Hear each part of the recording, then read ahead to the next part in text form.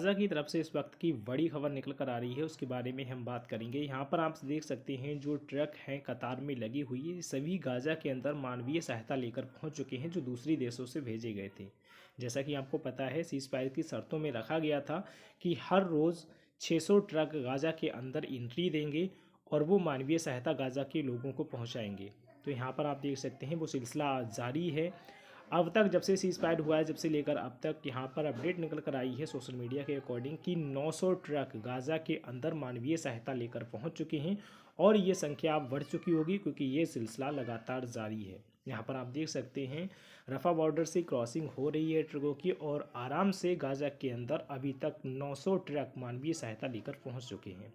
वहीं दूसरी अपडेट निकल कर आ रही है गाज़ा की तरफ से, जो गाज़ा वासी हैं वो अपने घरों पर वापस लौट के आ चुके हैं। यहाँ पर आप देख सकते हैं इस तरीके से गाज़ावासी सब अपने घर लौट कर आ रहे हैं। उनमें एक बार खुशी की लहर तो ज़रूर है, लेकिन यहाँ पर जब वो लौट रहे हैं तो उनके घर मलबे में तब्दील हैं, पूरा खंडर बना हुआ है। इसको देखकर थोड़ा दुखी भी हैं, लेकिन खुशी भी है कि हम अपने घर वापस आ चुके हैं और इन्हीं की सहायता के लिए ये सभी ट्रक जा रहे हैं। और यहाँ पर जो मलबा और जो यहाँ पर नुकसान हुआ है, इसकी भरपाई करने में लगभग 40 से 80 अरब डॉलर का खर्च आ सकता है। वो यहाँ पर आप देख सकते हैं। ये 40 से 80 अरब डॉलर का खर्च जो है वो ज़्यादा बड़ा नहीं है। अगर मुस्लिम कंट्री को देखा जाए कितनी ज़्यादा मुस्लिम कंट्री हैं और कितनी अमीर कंट्री हैं, अगर इनकी अमीरियत को देखा जाए और इनके पैसे को देखा जाए तो ये आराम से इस गाज़ा के इतने बड़े जो नुकसान को आराम से भर सकते हैं। कोई ज़्यादा यहाँ पर बड़ी बात नहीं है। अगर ये गाज़ा वासियों की हेल्प करेंगे तभी आराम से पूरा हो सकता है और इसको दोबारा से गाज़ा को पहले जैसा बनाने में लगभग 20 से 21 साल का समय लग सकता है मलबा हटाकर और दोबारा से गाज़ा को वैसा ही बसाने में। इसमें जो खर्च है टोटल 40 से 80 करोड़ रुपए का आएगा। अगर सभी मुस्लिम कंट्री यहाँ पर हेल्प करें तो बहुत आसानी से ये पूरा हो सकता है।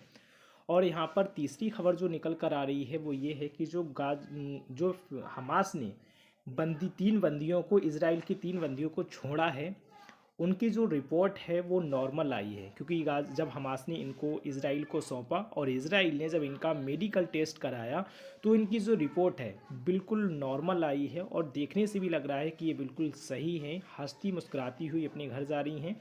और इनका जब मेडिकल टेस्ट हुआ फिर भी इनकी नॉर्मल रिपोर्ट आई है।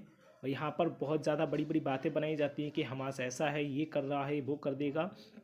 तो आप यहाँ पर देख सकते हैं हमास के कब्जे में 471 दिन रहने के बाद भी इन सभी की रिपोर्ट्स बिल्कुल नॉर्मल है, मतलब कि इनको परेशान नहीं किया गया था किसी तरह से। और यहाँ पर अब ये घर अपने जा चुकी हैं और हंसती मुस्कुरा रही हैं, कोई इन्हें प्रॉब्लम नहीं है।